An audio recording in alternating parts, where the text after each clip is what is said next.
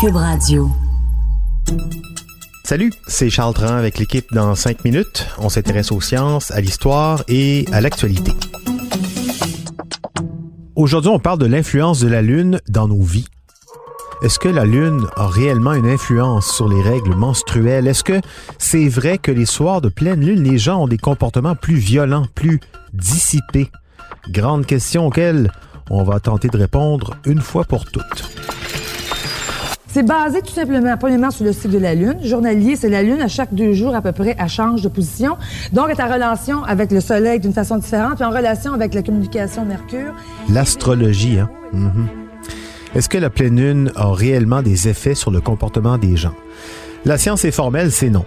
En 1985, la revue Psychological Journal a produit une méta-analyse d'une quarantaine de recherches portant sur la question, des recherches qui s'interrogeaient sur l'effet de la Lune sur différents comportements humains.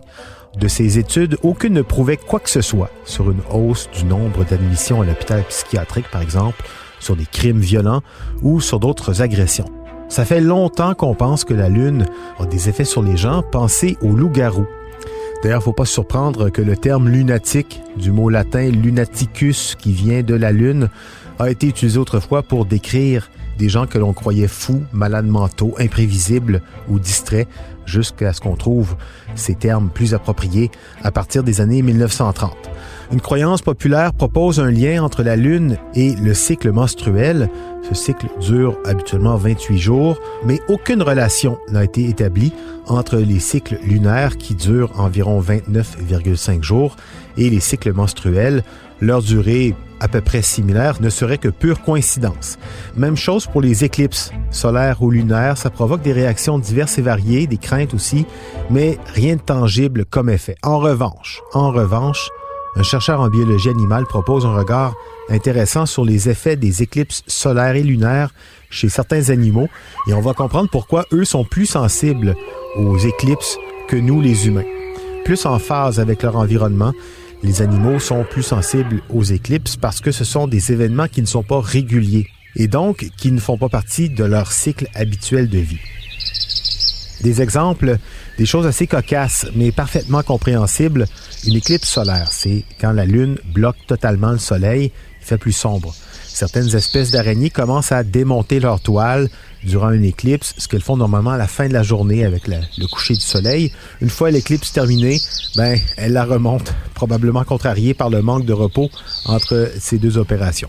De la même manière, les oiseaux, les poissons actifs durant le jour vont se reposer durant une éclipse, alors que les chauves-souris sortent, apparemment trompés par la noirceur soudaine. Au Zimbabwe, on a vu des hippopotames quitter leur rivière durant une éclipse en direction des terres sèches où ils se nourrissent le soir. À mi-chemin, l'éclipse est passée et les hippopotames, pétrifiés par les rayons du soleil, auraient paru agités et stressés durant le reste de la journée. Tu sais, quand un hippopotame est comme gossé par une éclipse, effectivement, ça change des plans. Une éclipse lunaire, ça, c'est la Terre qui empêche la Lune de briller parce que la Terre cache la lumière du Soleil. Elle fait de l'ombre à la Lune qui devient orange ou brune. Selon une étude réalisée en 2010, les ouistiti de Lazara, des singes nocturnes en Argentine, ont arrêté de se nourrir durant une éclipse lunaire. Ils ont dû avoir du mal à voir leur nourriture ou se sont sentis trop déstabilisés pour être en mesure de se déplacer de façon sécuritaire entre les arbres. Sinon, environ 3 fois par année, la superlune apparaît. Ce phénomène se produit lorsque la pleine lune coïncide avec le périgée, c'est-à-dire lorsque le point d'orbite de la Lune est à distance minimale de la Terre. Et lors donc de la superlune, les niveaux de lumière le soir sont 30% plus élevés que le moment le plus lumineux du cycle lunaire habituel. La Lune paraît plus grosse dans le ciel. Lors d'une recherche réalisée récemment dans le sud-ouest de l'Écosse, les oies bernaches auraient réagi à cette superlune. Leur rythme cardiaque et leur température corporelle auraient augmenté, alors qu'en temps normal, elles auraient été plus paisibles. Les oies bernaches ne réagissent pas aux superlunes lorsque la Lune est cachée par des nuages épais et que la nuit reste très obscure. Comme pour les humains, donc, il semble que la lumière vive les ait réveillés et fait grimper leur rythme cardiaque et leur température corporelle pour les préparer à affronter la journée qui arrive, mais qui finalement n'arrive pas. Ça fait des petites nuits. Donc, l'influence de la Lune chez les humains, rien à signaler vraiment, mais chez les animaux, la confusion, elle est bien réelle. C'était en 5 minutes.